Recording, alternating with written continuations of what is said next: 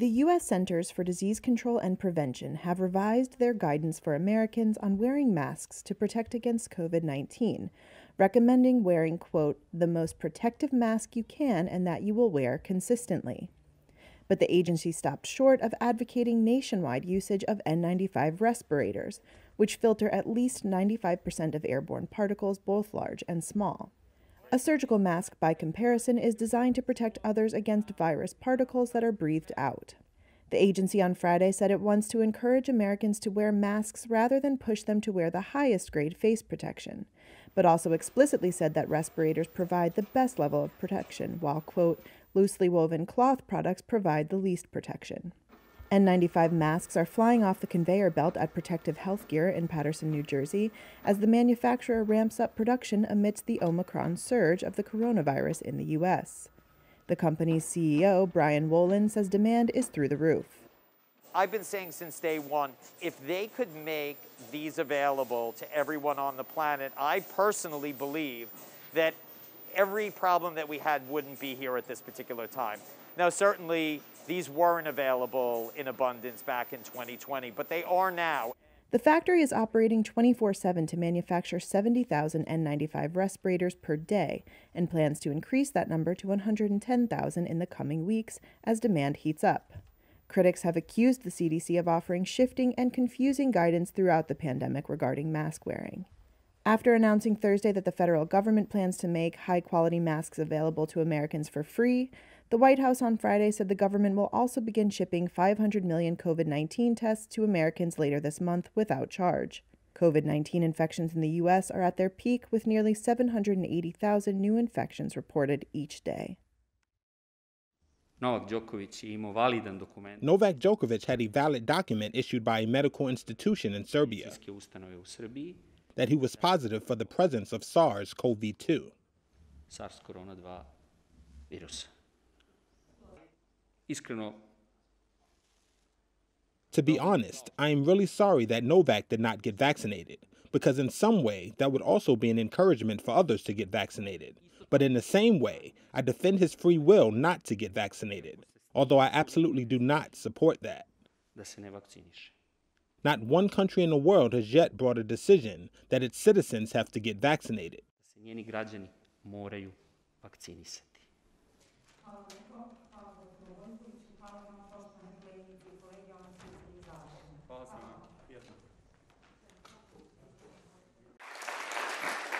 Boris Johnson is too preoccupied defending his rule-breaking. And as day follows night, when it comes to the National Health Service, you can never trust the Tories.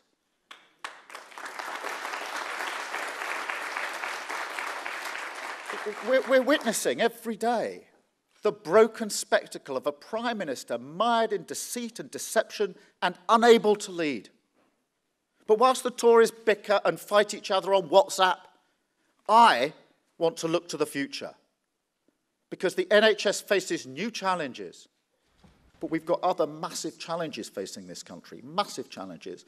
We've got a Prime Minister who is absent. He's literally in hiding at the moment and unable to lead. And so that's why I've concluded that he's got to go.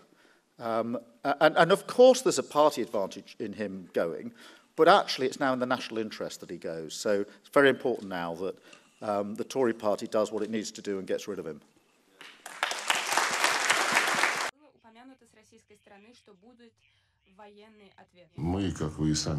As you say, we are waiting for the written reaction. We have reasons to believe that our partners have understood the necessity to react quickly, precisely, and on paper. And they've understood that we are not going to wait forever. But, of course, there are plans to drag it on and on. We want to see their response in writing, article by article and point by point, for both our documents. We want to get their reaction. This suits them, and that is not, and why, if there is a need for additions, Formulate the amendments. Give us the amendments in writing if you have something to add. And he was asked directly, what can be the response if Russia's proposals about security guarantees are rejected? And he literally said that there are many options for responding. It depends on proposals given to me and to him, Russia's president, by our military experts.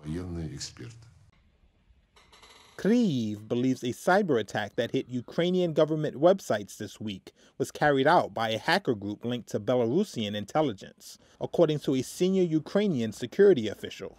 The attack used malware similar to that used by a group tied to Russian intelligence, defacing government websites with threatening messages. Serhiy Demidayuk, deputy secretary of the National Security and Defense Council, told Reuters that Ukraine blamed Friday's attack on a group known as UNC 1151, adding that the attack was cover for more destructive actions behind the scenes.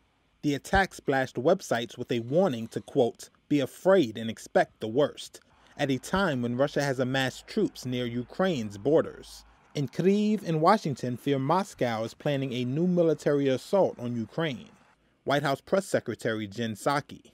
We have information that indicates Russia has already pre-positioned a group of operatives to conduct a false flag operation in eastern Ukraine. The operatives are trained in urban warfare and in using explosives to carry out acts of sabotage against Russia's own proxy forces. Our information also indicates that Russian influence actors are already starting to fabricate Ukrainian provocations in state and social media to justify a Russian intervention. Russia has dismissed such fears as unfounded. Meanwhile, Canadian Foreign Minister Melanie Joly is set to travel to Ukraine's capital, Kyiv, next week to reaffirm support for Ukrainian sovereignty and to reinforce efforts to deter, quote, aggressive actions by Russia, according to Ottawa on Saturday. Joly released a statement saying in part, quote, the amassing of Russian troops and equipment in and around Ukraine jeopardizes security in the entire region. These aggressive actions must be deterred. Canada, with a sizable and politically influential population of Ukrainian descent, has taken a hard line with Moscow since the annexation of Crimea in 2014, imposing punitive measures on more than 440 individuals and entities. Prime Minister Justin Trudeau's office said that he spoke to Ukrainian President Vladimir Zelensky on Tuesday and, quote, emphasized that any military incursion into Ukraine would have serious consequences, including coordinated sanctions.